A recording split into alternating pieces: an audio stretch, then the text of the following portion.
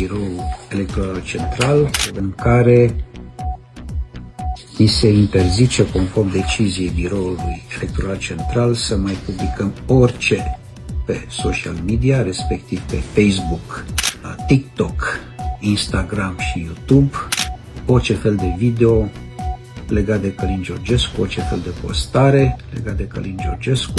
Suntem în cel mai bun moment. Am reușit imposibilul. Asta e dovada lui Dumnezeu, pentru că le este frică. Lor le este frică de noi. Am reușit ceva incredibil. Măreția lui Dumnezeu este dovedită. Pentru că atunci când răsare soarele,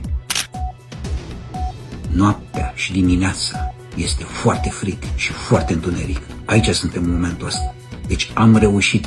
Nu vă pierdeți cu firea. Suntem uniți, suntem curajoși, suntem puternici, iar biruința va fi a lui Iisus Hristos. Mergem până la capăt. Azi am primit